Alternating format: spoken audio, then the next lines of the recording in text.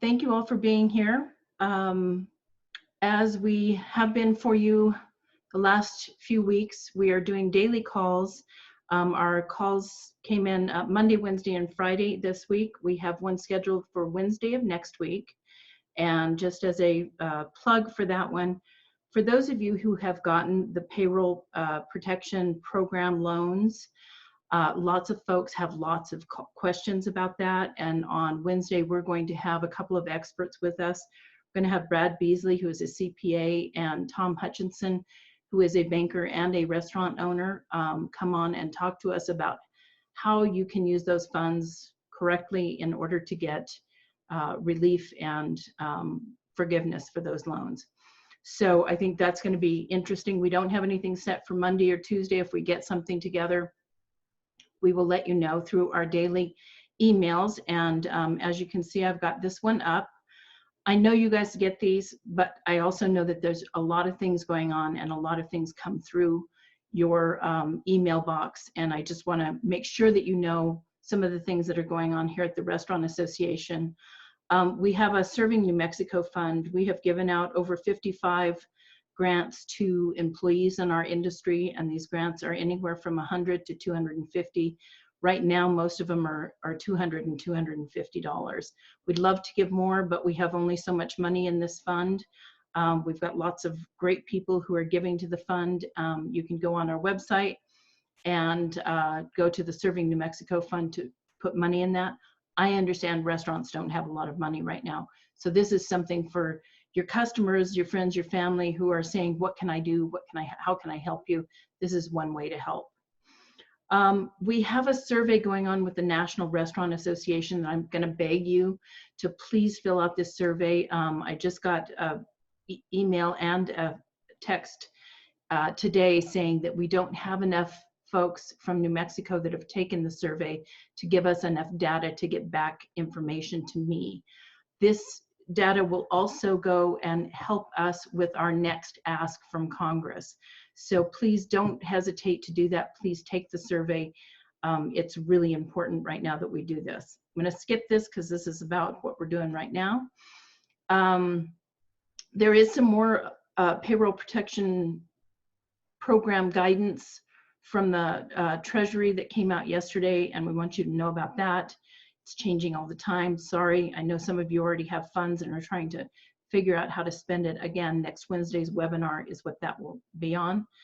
And then if you haven't seen it, the White House put out an Opening Up America Again program. It's really a good program, well thought out, and it gives guidance to our governors.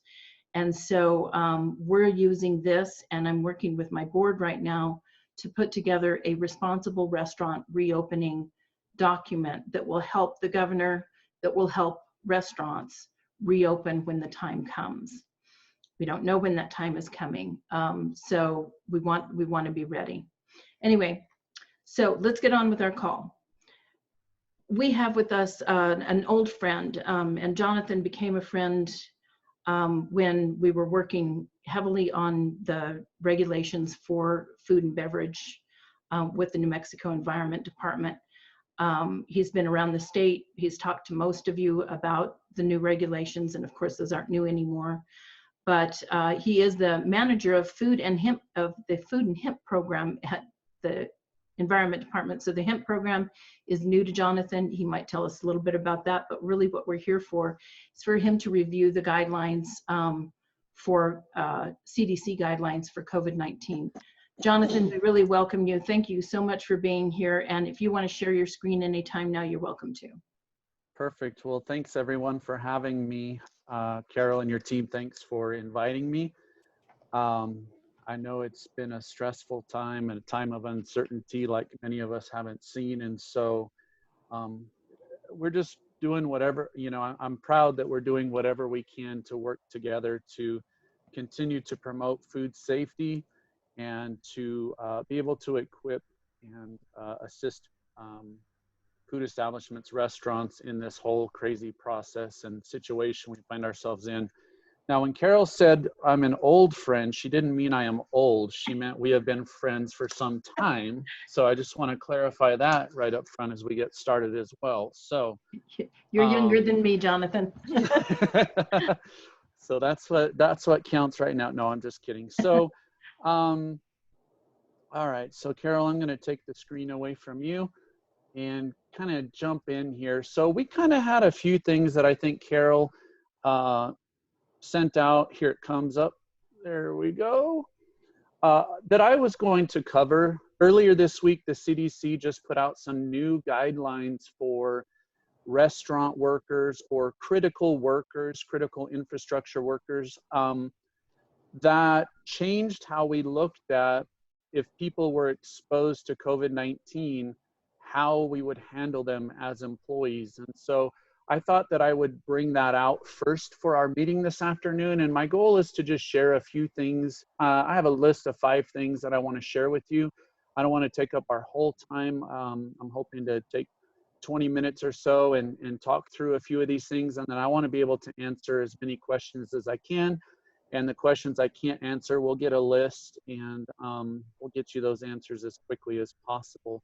But up until Monday of this week or Tuesday, if we had a worker, a food worker who is considered essential or a critical infrastructure worker, as the CDC calls it, if they were exposed to someone that was tested positive for COVID-19, they were to immediately self-isolate for 14 days. The CDC has changed that for these critical workers, or what we call essential workers, realizing that this could cause a real problem in the food chain if we continue down this path. And so what I thought I would do is I'll talk about this, I'll talk about a few things, and then I'll show you where you can get all of this. We have all this on our food program website. We've been working harder than we've ever worked to keep that site up to date for you.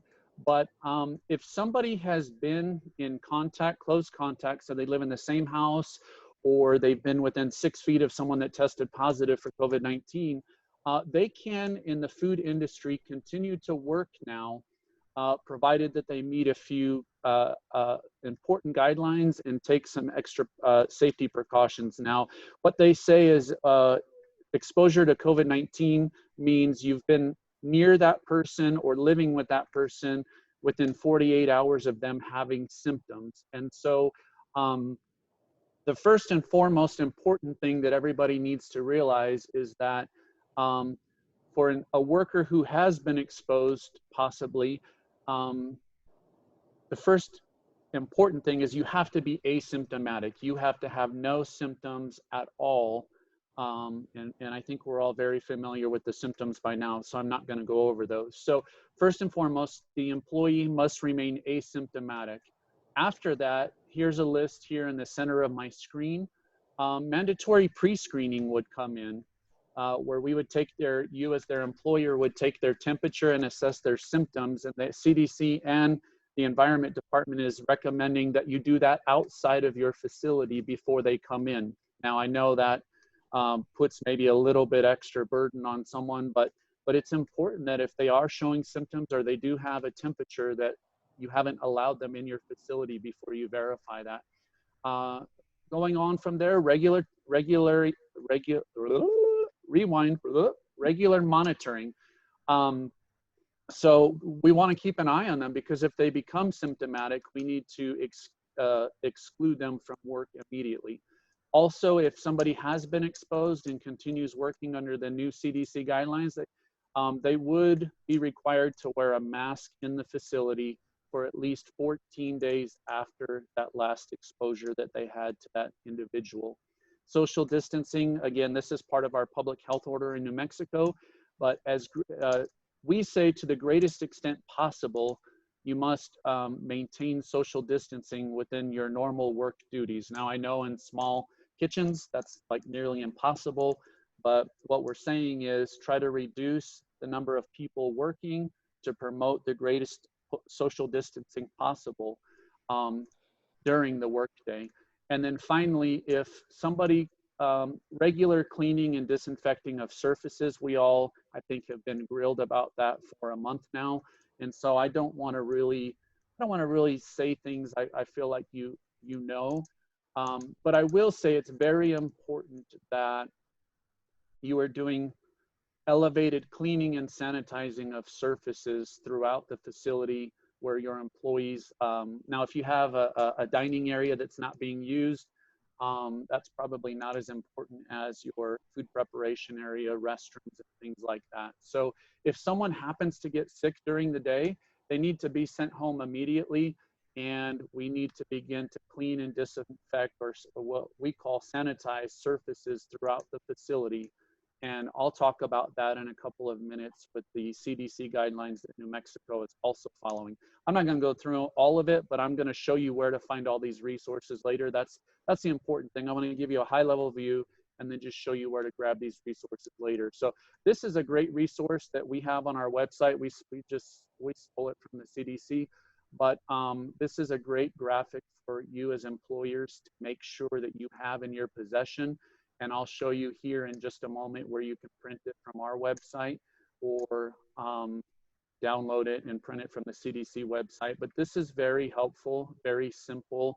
And so again, I just wanted to make everyone aware of that. Now, Carol, would you like me to get through the presentation and then go back to questions, or would you like me to check the chat? No, there is no chat right now. Let's mostly get through it. Okay, great. If that's okay. Perfect. Yeah, that's what I prefer to do. Thank you very much. So some of the resources that go along with this new CDC guidance that was issued would be this do's or don'ts that I just showed you on the screen. But we have this right on our food program website, so you could just print this and have it in your possession. And it really, again, it extends the opportunities that you have to allow people to continue to work, but under these very specific conditions. Now, if you as an employer choose that you want to continue to make them self-isolate for 14 days, if they've been exposed, you can be more strict, obviously, than the CDC or the Environment Department here in New Mexico. I just wanted to show you a couple of the other items that the CDC linked to their new guidelines, which I think are kind of older graphics, but just wanted to make sure you are aware of these from our website. What I wanted to do now is I wanted to introduce you to our website if you've never been there before. But we'll put that, maybe Carol can put that out, or I can put it up on the screen a little bit larger during question and answers, give you a minute to write it down. So I'll put it up on the screen at the end. But this is our food program website, and we've dedicated an entire section to COVID-19 and helping food establishments and food processing plants have the most updated information. We're working very hard. We could have missed something, but this is a pretty good clearinghouse for things that really pertain to you on a daily basis. And so I wanted to show you a couple of other things real quick. I showed you the essential workers cleaning and disinfecting and preventing the COVID-19 handouts or posters. We also have some other ones here. The FDA had came out with some really nice pieces of, oh, not that one, that's way too wordy. That's like government right there. But this infographic, oh, well, I'll go fix those links. Don't you hate when that happens? But the FDA has put out some very nice, very helpful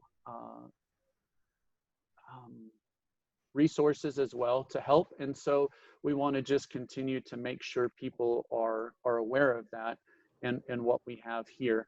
The second thing that on this topic, before I move on to cleaning our facility, if we do have workers exposed or have been in our facility, or even guests that are being allowed to come into the building, we'll talk about all that here in a few minutes. We did update our recommendations recently from the state to talk about the face coverings and the gloves, which is kind of right on coming up on our agenda.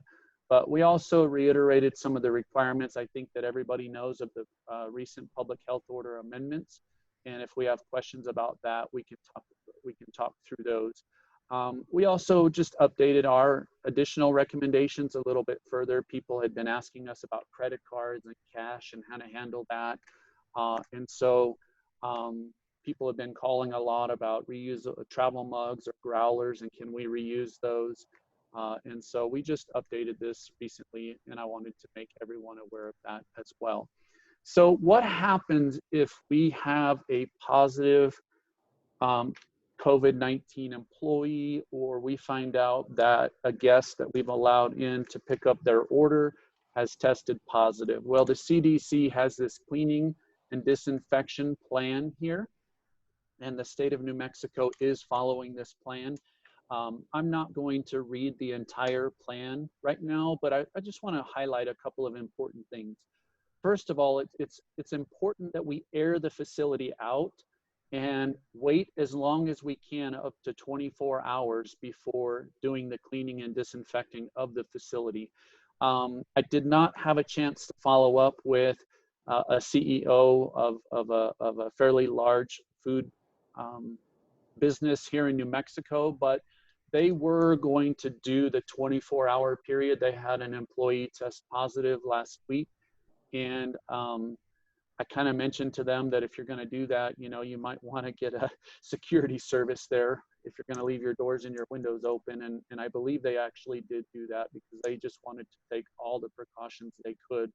And so I think they literally left doors and windows all open throughout the night. So that's an important thing, is to let the facility air out as much as possible. And what I would like to caution everybody here from a public health perspective is, remember that protecting the health of your employees and your customers is first and foremost. I know times are hard right now, but if you try to cut corners on this cleaning and disinfecting, or if you try to cut corners with allowing ill employees into your facility, it could get a lot worse for you very quickly. And so I just want to encourage you. I'm not trying to be insensitive to any of you, because I understand. I try to understand what you're dealing with and the loss of income and your employees. But I think it's very important that everybody understands we just can't cut corners right now with this, because things can get exponentially worse pretty quickly. So after you've done that, they give some guidance here about making sure, reminding you all of the areas you need to clean. They also have here a list of EPA products that are that work or effective against COVID-19. And what I would tell you is you need to be very careful when you choose a chemical to use to do your sanitization or your disinfection of the facility. Most of you know, those of you that have been in the business for a while, you know that when we're using chlorine or bleach as a, whoa, sorry about that. Am I still there? Yeah, we're still here. All right, give me one sec here. Where did all my controls go? Are you still seeing the screen? Yeah. Oh, how weird. I apologize, everyone. All my screens just flashed blank, and all of a sudden I didn't know what I was doing here. My apologies. I helped sanitize a church here in New Mexico on the last Sunday before the public health order came out. It was the last Sunday that was mass gatherings were allowed, and we were using quaternary ammonium. Some of you may know what I'm talking about. And typical quaternary ammonium contact time is, you know, some of them say 1, some say 3 minutes. So I thought, you know, this one's 1 minute, so we're going to be awesome, and we're going to do 3 minutes. We're going to let it soak for 3 minutes, and then we're going to take it up. Come to find out, it takes 10 minutes for quaternary ammonium to be effective against COVID-19. So I would highly recommend you do not use quat. Also, if a normal chlorine concentration for food contact surfaces would be 50 to 200 parts per million. You can see here on my screen that they're recommending 1,000 parts per million, and still leaving every surface soaking for or wet for at least 1 minute to ensure that that COVID-19 is possibly, that might be there, is killed in your facility. So just wanted to make you aware of that again. If you find yourself in that unfortunate situation, we will be here along with the Department of Health I think we might have some individuals from the city of Albuquerque and the county of Bernalillo on with us as well, Carol. And they're there to work with the facilities in those jurisdictions as well. So let's go to this next thing that we were talking about, which is the recommendation to wear face coverings and gloves when interacting with the public. We've had quite a few calls about this. People saying, well, what's the difference? And I think the Restaurant Association has heard this as well. What's the difference between a requirement and a recommendation? Well, a requirement means you have to. A recommendation means you should. And if you don't, you're not doing what would be considered the industry best or employee or public health best at the moment, if that makes sense to everybody. And so then we try to anticipate. So right now the recommendation is that if you are allowing people into your facility for pickup orders, let me say a couple of things about that. First, I believe we would recommend that if it's at all possible, you do not let guests into your facility, that you provide curbside delivery. But if you are in a situation, whatever it might be, where you are going to allow people into your facility, please remember that you can only allow 5 people at the most inside at one time, and they must social distance, and you as the facility owner are responsible for their social distancing. And so again, I made the recommendation that if at all possible, you don't allow that. And I think everybody can understand why. Number one, that's just increasing the possibility of you having that brought into your facility, because you're not screening your guests that come in or your customers like you would your workers that we just talked about. And number two, you're responsible for them once they're standing in your facility or once they're standing in line outside of your facility. You are responsible for their social distancing by the amendment to the public health order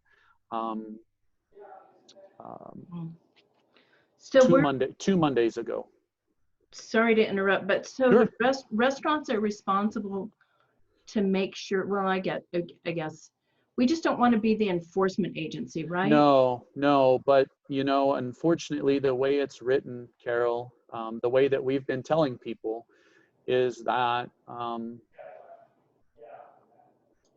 that the facility is responsible to maintain to at least do what they can to promote that social distancing. Now, what are the chances that a police officer is going to walk in, Carol, and you're going to get cited, whatever it is, in any city or county or whatever, for not enforcing that? I don't know.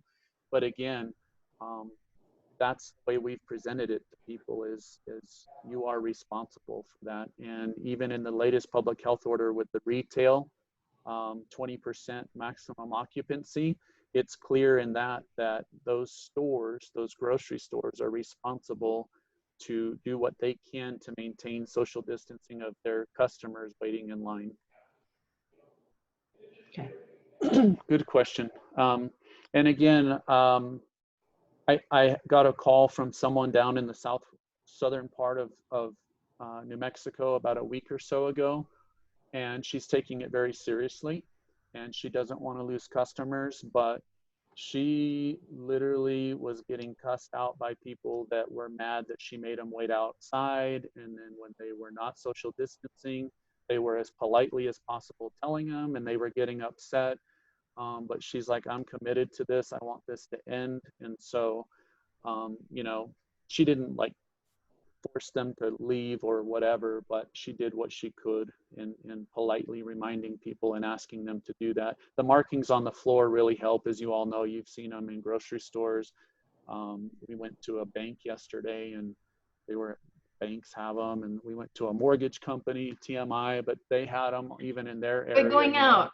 They're considered essential, so you know, but they all had their social distancing stickers on the floor for everybody, and a lot of them did have. So here's something important, Carol, I think too, and I don't have a direct resource for this, but if you choose to allow people to come in to pick up their order, I would have I would recommend some disclaimer about symptoms on your doors, because I did notice that in everywhere I went yesterday. And now that I think about it, when I've gone to the grocery stores, you know, if you look close, grocery stores are bigger openings, so it's harder to see, but the bank, you're walking through one door. They had some information for people about signs and symptoms, and they were telling them they cannot come in if they've experienced those symptoms. So, and to call a number.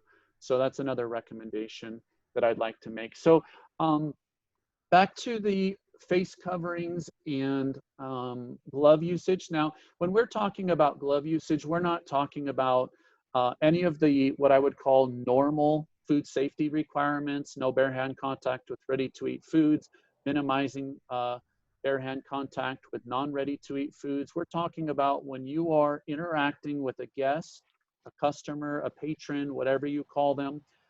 We are recommending that you wear a face covering and that you wear gloves. So the instances that come to mind on that are, number one, if you're allowing people in, that's where I got sidetracked on that rabbit trail. Who's ever serving at the counter, we're recommending highly, strongly that that person wears a mask and gloves. If you're providing pickup at the door, mask and gloves. I go pick up coffee from one of my favorite places here in Albuquerque. They don't even let me inside. They bring my coffee order out with a mask and gloves onto my car. If you're providing curbside delivery, face covering and gloves. If you're delivering food yourself, or you know, any of our delivery services, we're recommending that those drivers wear a face covering and gloves when delivering that to somebody's front door. And so, is it a requirement? No, it's not, but it's important for the health of our employees and possibly our guests. And so, and for your Jonathan, facility. Yes, ma'am.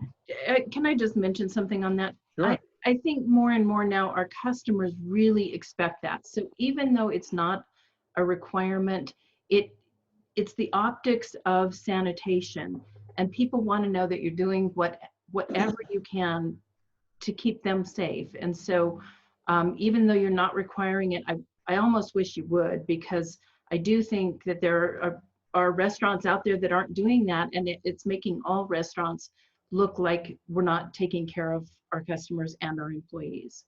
That's a very good point, and you know who you can call about that to recommend that, or we can talk after. Yeah, yeah. But He may Carol's even right, be on everyone. here. Yeah, I'm glad you mentioned that, Carol, from your perspective, because I'll piggyback off of that just for a minute, everyone, and let you know that we're getting a lot of complaints about employees not wearing. Everybody says mask, but we're talking about face coverings of any sorts. We're getting a lot of complaints right now about that, and so even though it's a recommendation, as Carol just said, it's almost a recommendation from the public health entity, but it's a requirement from the public's perspective, or an expectation from the public's perspective. And so very good. I'm going to scroll down to the bottom here, because on our COVID-19 site I had on my screen here for you, number 20 through 26 all deal with face and requirements. And so we tried to anticipate Jonathan, questions. Yes. for some reason your audio is going in and out. I don't know if something's bouncing away from your face. Let's see. How's that now? That's pretty loud. Is that better? Yeah, that's good. Okay. So items 20 through 26 on our frequently asked questions deal with face coverings. And so just a couple of things I wanted to say about that. When we say face coverings, we're not talking about a mask that you have to go buy at the store. You can use a cloth mask that you've made. Now, if you're allowing, and we talk about reuse of mask and when you can, and so if you have a cloth mask, and there's a typo right in the middle of the page, sorry everyone.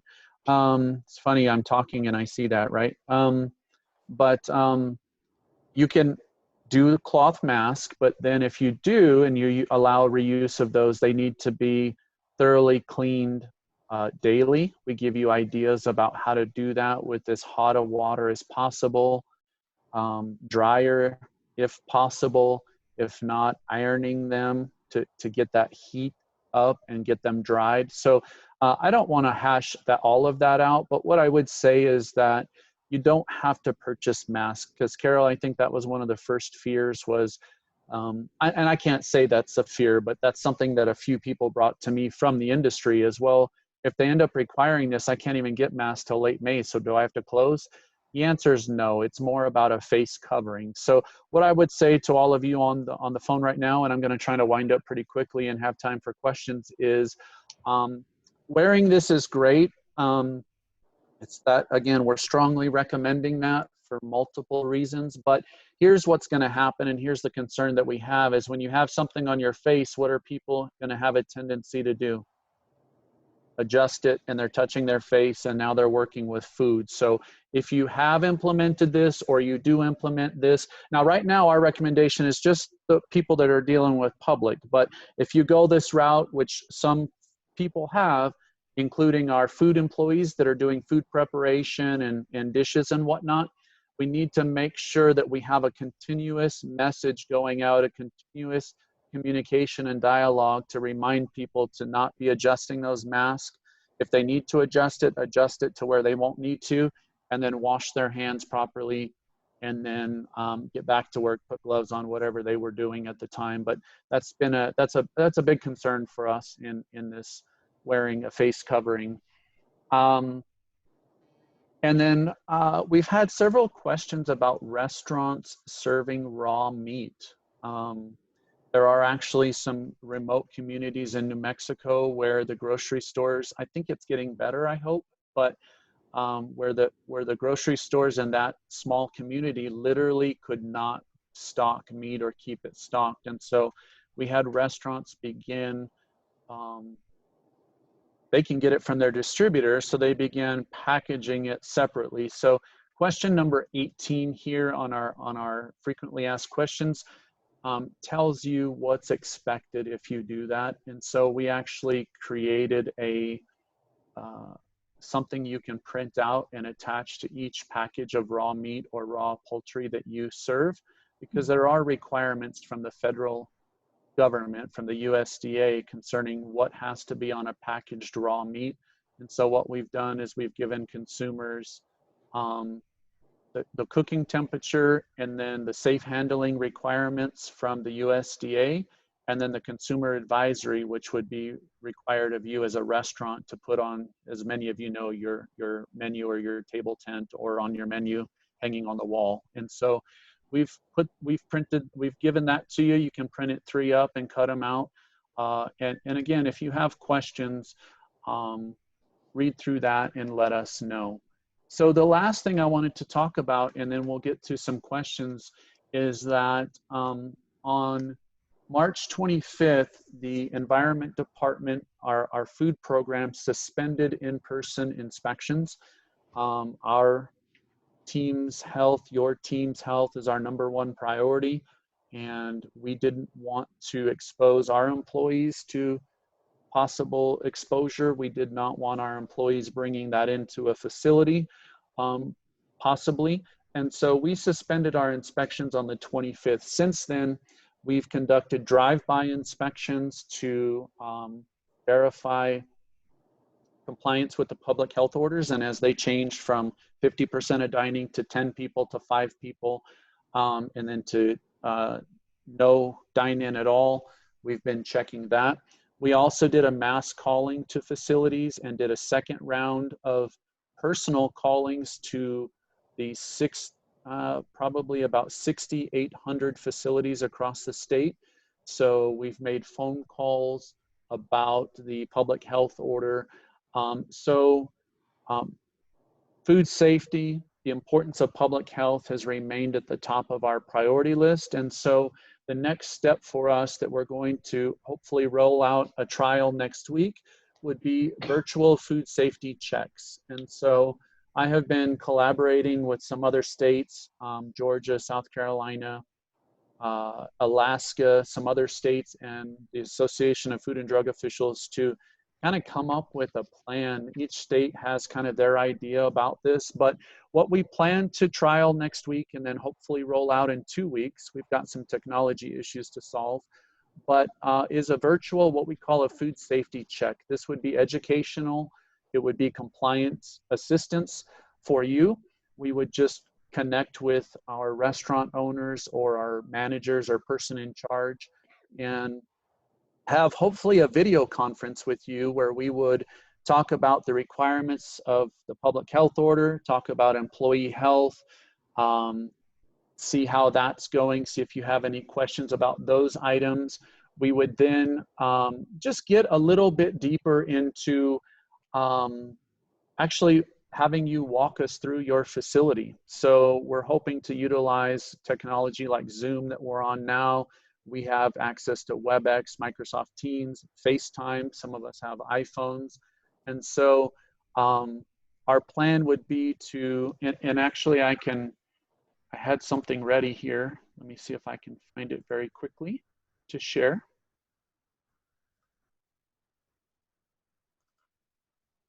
We have an email announcement, but I just thought I'd share something real quick. But we're excited about this because this is just the next step that we can take to re-engage with our industry. And so these would be kind of non-graded. Again, I mentioned it earlier, but educational compliance assistance from the food program, but you would receive an email before this and it would explain the process to you, explain that we would prefer to do a video conference with you via these technologies. And if that's not possible, we would still do a food safety check over the phone. But things that we would, this is something that I've prepared and I've worked on. And by the way, I've had to work very hard to make this very simple for all of us. Other states have had great resource and great ideas, but they're like 10 pages long and I don't even read it. And I'm the one that's going to try to implement. I'm like, no way. So we're doing this simple checklist, but just to kind of get your, you know, your feet wet in the water a little bit is we would want you to have a metal stem thermometer ready, have it calibrated, show us it's calibrated, some wipes or sanitizer, test kits. And we would actually we plan to just kind of check out what's going on, Carol. We plan to have you show us hot holding, cold holding, refrigerator temperatures. These food safety checks would be 30 minutes or less.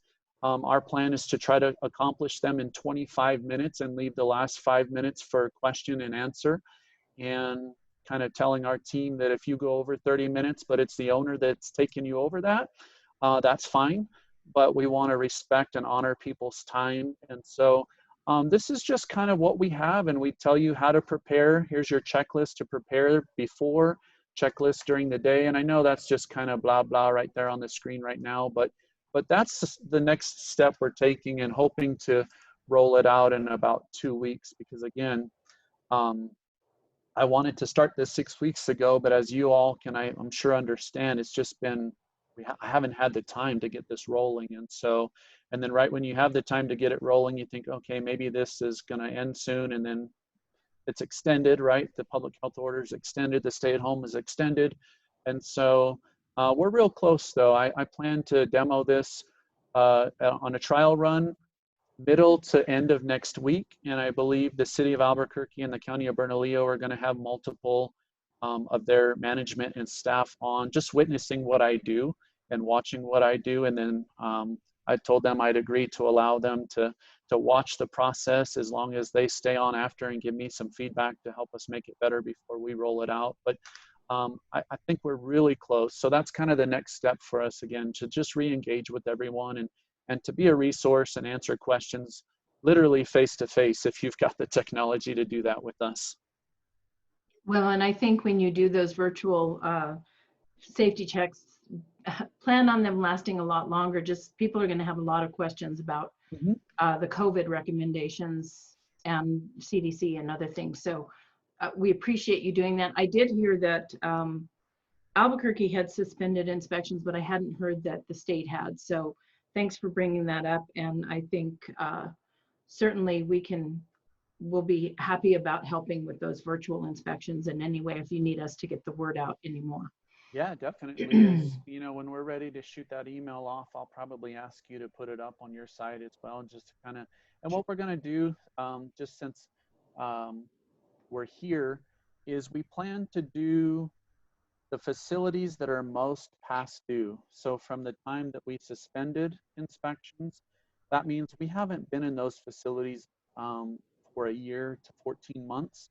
So we would start with those. We would start with the higher risk facilities like institutions, nursing homes, assisted care living facilities, facilities that do special processes like reduced oxygen packaging. And we just have, but we're also going to allow, the reason I'm bringing this up, Carol, is we're also going to allow people to request a food safety check. And so we will take those via email, most likely. And if people just want us in there to look around, and then we plan to provide a short, just follow up. We'll have a little, I hate to say this, but we'll have a checklist for our inspectors, just like a normal inspection report to go down, and we'll just provide that back to the owner when we're finished. Again, it's non-graded, it's non-regulatory. The only thing that concerns me is if we actually see like, well, I hope nobody on this call would be trying to wade through surfacing sewage, you know, it's still working. No. Well, And then have a food safety check in the middle of it. So, but anyway, we're excited to connect with people. Again, that we just see that as a re-engaging and a next step to continuing to promote and work together to promote food safety and employee and consumer health. so thank you so much. Ready for questions? Yeah. Okay. So one thing, my staff was on first, and I think this will be interesting to everybody. We're getting questions regarding the extension for ServSafe managers, certifications, renewal, Very good. and new certifications. One thing I want to mention to you and everybody else is that we have figured out how to put our ServSafe class online. And so what we're going to do is resume classes and only online. And then as soon as we are able to meet again, we will start proctoring those people who have already taken the class, have the book, all of that. We'll start proctoring them in our facility. So what do you have for us on that? That's a great, I was just texting Chelsea. She's our food program admin, awesomeness. What does she call? She's like the herder of Jonathan. I don't know what she says, something ridiculous, but it's true because I'm a spaz, as most of you that know me know. But yes, so as long as you are enrolled in a course and you can show us that you're enrolled in a course, we will allow an extension of that. What I explained to Carol was we've had people telling us that we failed twice, we can't, if we fail again, we can't take it again, we can't get a class, and then we've offered to extend those. And as long as they show us that they've, you know, the failures of the test, and they never show us. So what we've told our staff is we'll extend it, but we want that receipt or registration verification from, say, the restaurant association. You know, that's what, you know, what we're talking about now. And then we'll go ahead and extend it beyond that whenever that test is. So just so everybody knows, we've got classes scheduled in May. We don't know if we're going to be able to hold them, but you can get at least the registered for the class and be able to show that receipt to the environment department. So keep that in mind, and we'll go ahead and open up some more classes because I have a feeling those are going to get full very quickly. So another question we have here is, if an employee tests positive for COVID, can you recommend coworkers who may have come in contact with the person to get tested? And then if yes, can they continue to work provided they are not experiencing flu-like symptoms, or do they have to stay out until they have their test results? So the first part of that question, I cannot answer. That would have to be, and I know that might be frustrating, I apologize, but the Department of Health is the one who sets the qualifications for testing. And so I think if they have been in close contact, they could be, but I can't answer that. Can you recommend? Yes, you can recommend that. Can you require it? That's a question for the Department of Health, for certain. The second half of that question, I think we answered right at the beginning of my presentation, and I'll put it back up here on the screen. Again, there's a link to it on our food program website, which I see that Carol put up there for everyone to copy as we're going through here. So if you don't have your chat window open, or I'll put it up on the screen. I promise to do that. So let me do that real quick while Carol gets to the next question. But as long as they meet the requirements of the new CDC guideline that's on the screen right now, individuals can continue to work. Yeah, so that is in the chat. You can actually copy it from his screen. I don't think you can copy it. So if you want to do that, please do. Yeah. Any recommendations on hairnets and booties? Not at this time. Now, hairnets, that would be the same recommendation, actually requirement that we always have, that hair is restrained properly. But as far as, say, a thicker hair covering or booties, there's no recommendation at this time to do that from our department. Okay. And then what about open salad bars or buffets? We would strongly encourage you not to do that.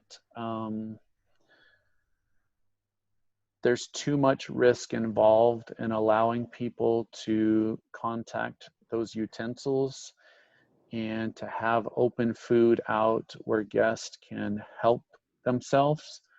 Again, I think under the law, if you had 5 or less people social distancing, you could allow those to remain open, but I think that's very unwise at this point, and we'd do everything we could to work with you to get you to not do that right now.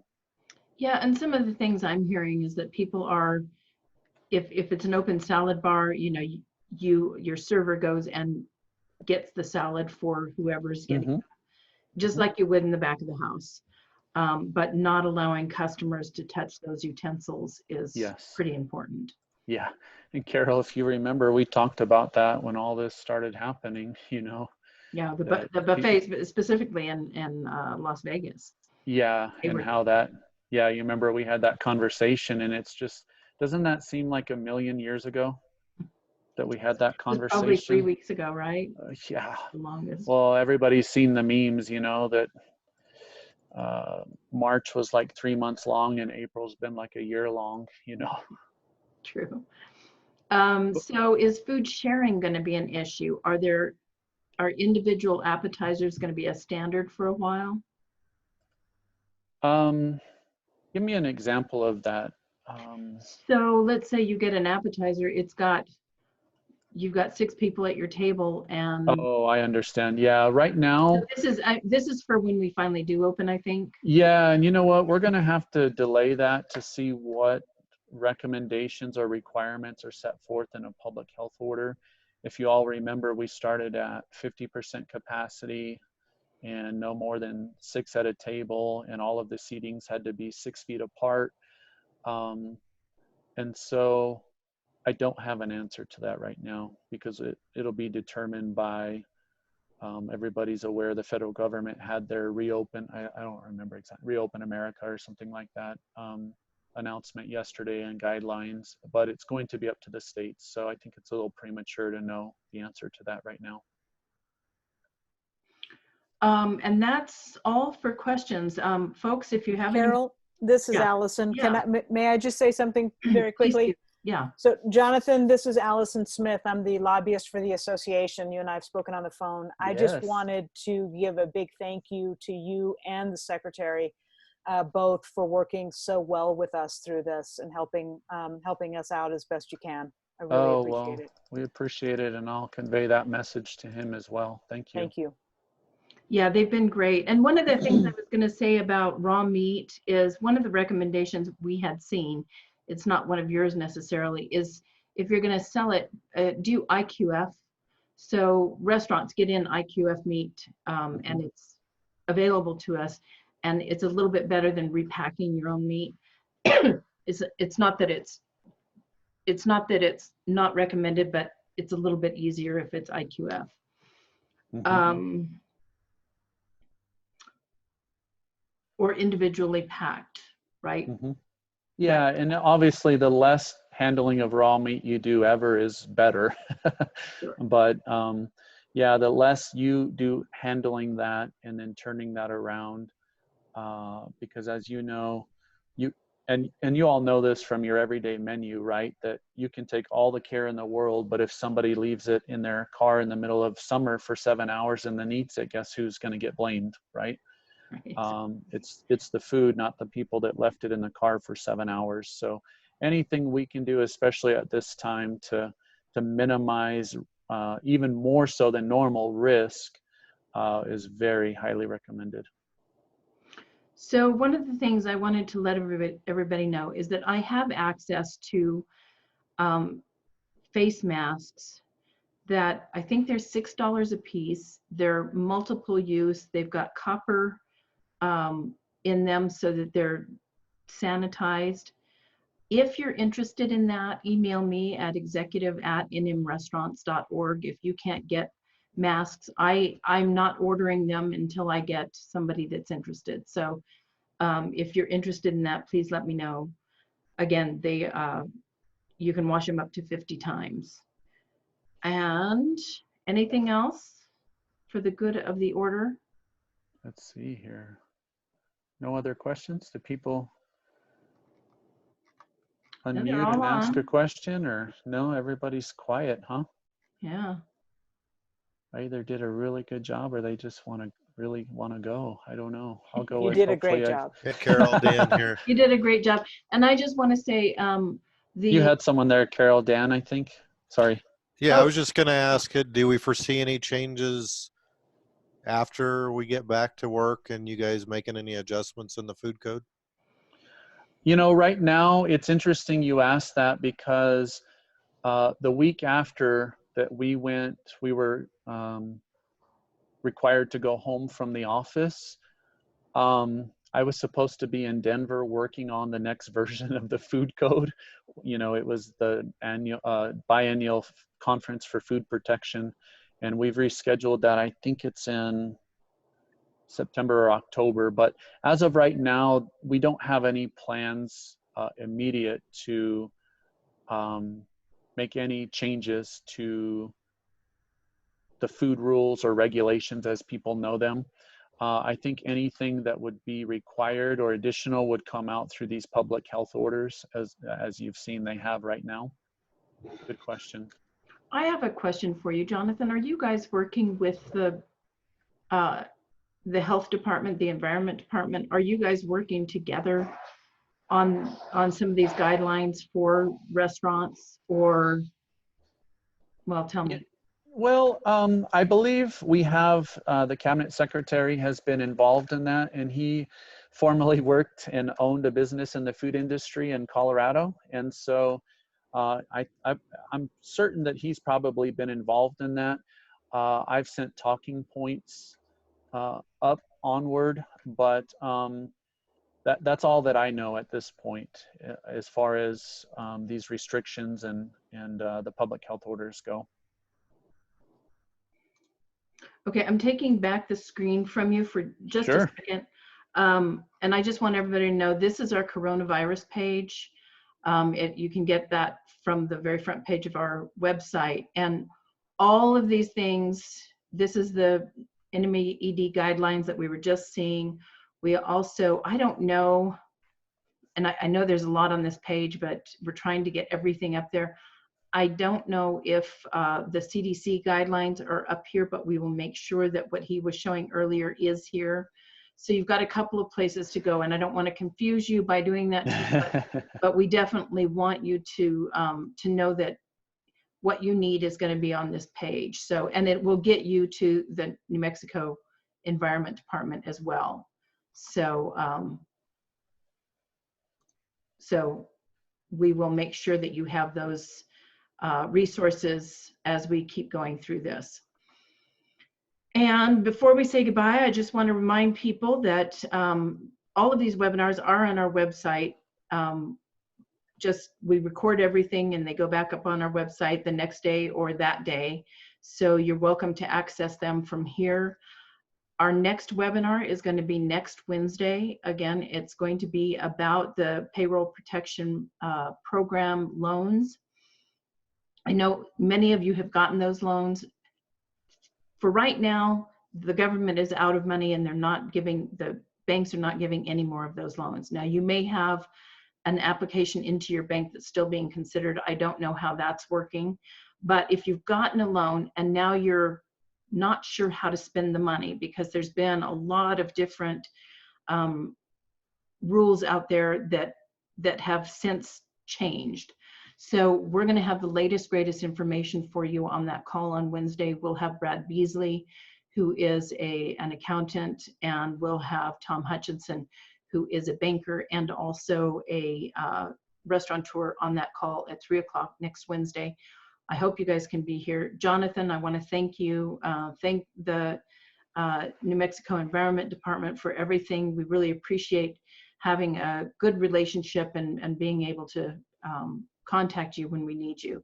So thank you for being here, and thank you for helping our members know what they need to know. It was our pleasure. Thanks for having me again. And my email for anybody who's looking to contact me is executive@nmrestaurants.org. And if you want to contact Jonathan, what is your address? The easiest way to contact me is food.program@state.nm.us. All right. Thanks everyone for being here. Thank you, Jonathan. Thank you again. Bye-bye. Bye-bye.